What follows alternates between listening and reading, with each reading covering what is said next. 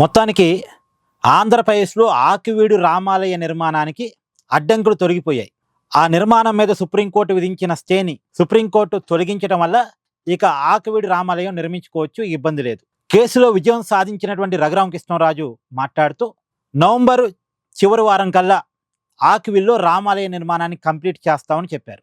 ఆయనే నిలబడి పోరాటం చేసి విజయం సాధించారు ఈ కేసులో.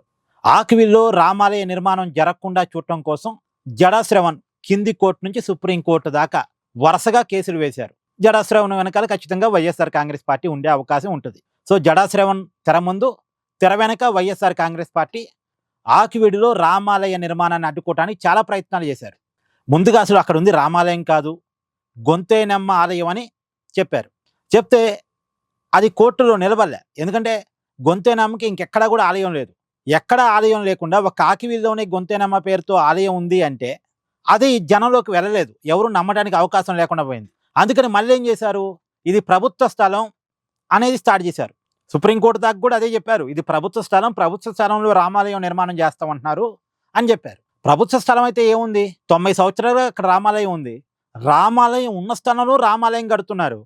కొత్తగా రామాలయం కట్టట్టు అక్కడ ఆల్రెడీ అక్కడ రామాలయం ఉంది, శిథిలావస్థలో ఉంది, దాన్ని కొత్తగా నిర్మిస్తున్నారు.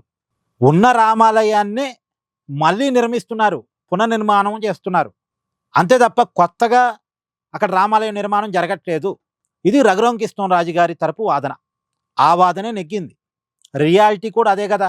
ఆల్రెడీ అక్కడ రామాలయం ఉంది, అక్కడ స్థానికులు కూడా చెప్తున్నారు ఆ రామాలయం శిథిలావస్థ చేరింది కాబట్టి అక్కడ మళ్ళా తిరిగి రామాలయాన్ని కొత్తగా కట్టాలనేటువంటి ప్రయత్నం జరుగుతుంది. విరాళాలు కూడా ఆల్రెడీ సేకరించారు. అనుకున్న దానికంటే విరాళాలు ఎక్కువే వచ్చాయి. దాన్ని ఆ నియోజకవర్గానికి ఎమ్మెల్యేగా ఉండి ఇప్పుడు శాసనసభలో డిప్యూటీ స్పీకర్గా ఉన్నటువంటి రఘురామకృష్ణరాజు గారు లీడ్ చేస్తున్నారు. కానీ ఎంత విచిత్రం అంటే అండి, ఎంత అవునన్నా కాదన్నా ఈ దేశంలో మెజారిటీ హిందువులు, వాళ్ళ మనోభావాలకు ఒక విలువ ఉంటుంది.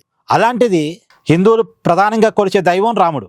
ఆ రాముడికి సంబంధించిన ఆలయం కళ్ళ ముందు కనపడుతున్నా సరే అది రామాలయం కాదని ఒకసారి, అసలు అక్కడ రామాలయం ఉండటానికే వీల్లేదని మరొకసారి, అది ప్రభుత్వ స్థలం అని ఇలా రకరకాల వాదన చేసుకొచ్చి రామాలయం కట్టకుండా అడ్డుకునే ప్రయత్నం చేయగలిగారు అంటే చూడండి ఏమనాలి ఇంకాలని. సరే, మొత్తానికి వాళ్ళు చేసిన కుట్రలు చెల్లుబాటు కాలేదు, వాళ్ళు చేసిన ప్రయత్నాలు ఏమీ వర్కౌట్ కాలేదు. ఆకివీడులో రామాలయ నిర్మాణానికి మొత్తానికి కోర్టు నుంచి గ్రీన్ సిగ్నల్ వచ్చింది. ఇప్పుడు నిర్మాణం శరవేగంగా కంప్లీట్ కావటమే ఇక మిగిలిన అంశం. Thank you.